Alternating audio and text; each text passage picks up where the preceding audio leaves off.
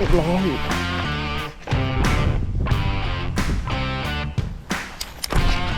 โอ้โลกพังปลากัดเพื่อนกันจริงวันนี้อย่างที่สองอ่ะหลุดโอ้ดวงมันจะสวยนะวันนี้เนาะหลุดตั้งเยอะ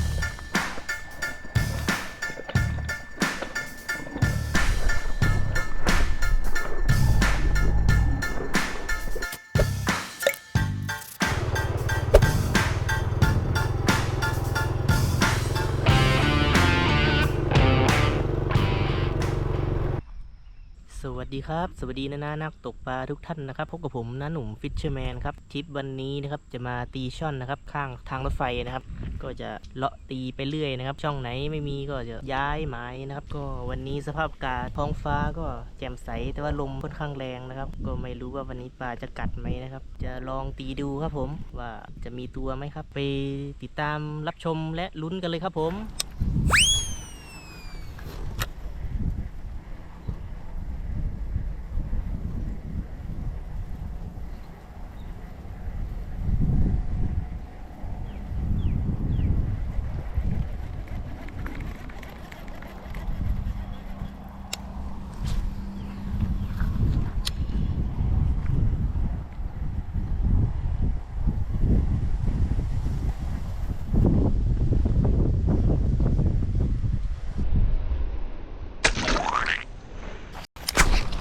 โอ้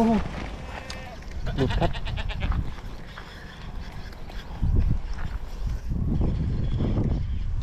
หลุดครับเมื่อกี้กระโดดไปเลย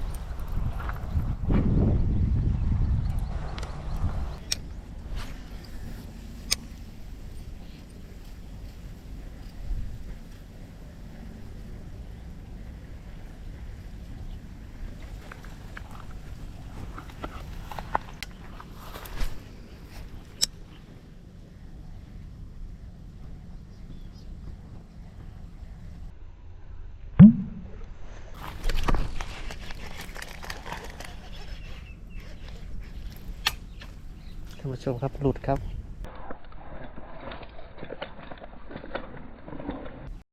ตัวเล็กเกิน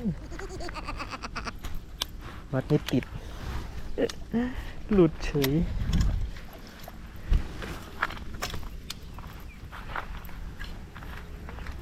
หลุดเฉยไม่ได้วัดแรง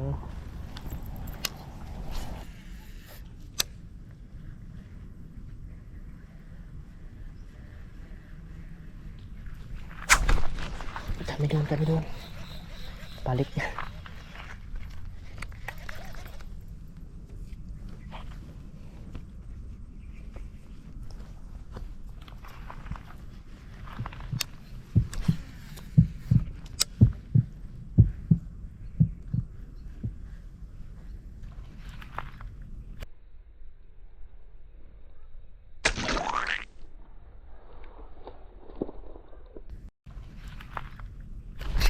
เรียบร้อยอ๋อน่าจะหลุดแล้วแหละ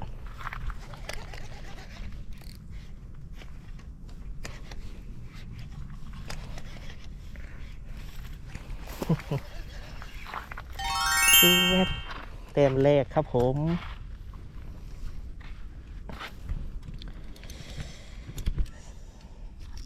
นี่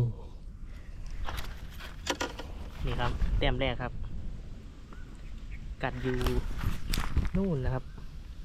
ผมเห็นมันน้ำมันเคลื่อนไหวก็เลยตีย้ำนะครับนี่แต้มแรกนี่ครับแต้มแรกครับ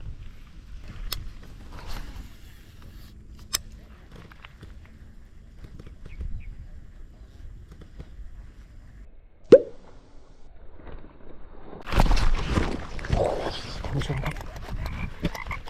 รีบวัดเกินครับเมื่อกี้ปลากระโดดเลย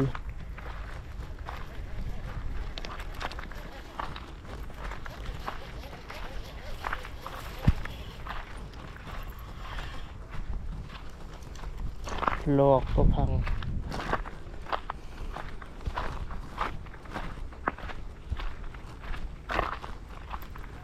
นี่ ลอกพังนะครับ ตัวกดฟรีสปูลพังมันไม่ดีดกลับ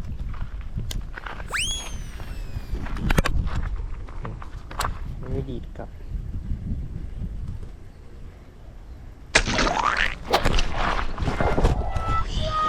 ชมครับไม่คิดว่าจะมีตัวครับลอกพัง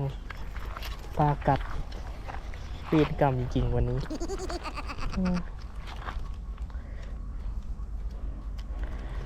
ลอกพังปลากัดกัดไม่โดน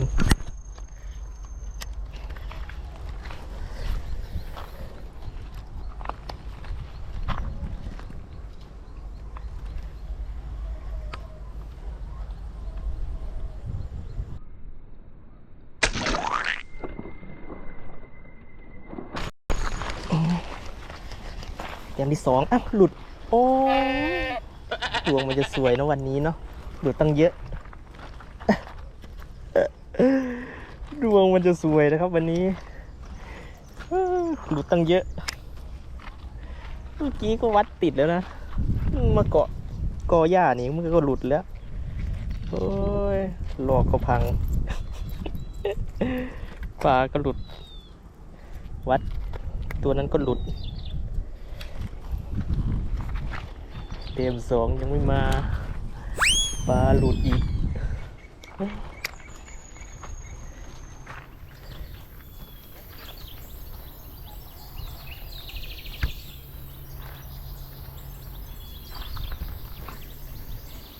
วัดติดเลยนะเจ้าขึ้นมาแล้วหลุด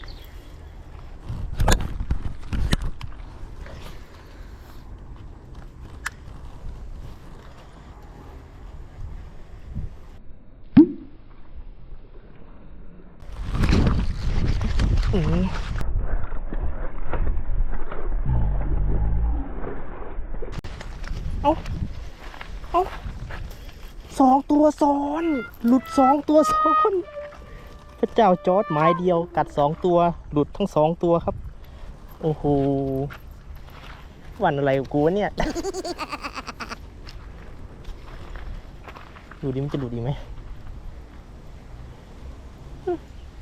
หลุดสองตัวซ้อนไม่ใช่ตัวเล็กๆนะอะไรกันครับเนี่ยโอ้หลอกก็พังปลาก็หลุดนึกว่าดวงเบ็ดมันไม่คมพอนี่มันพังไปเลยท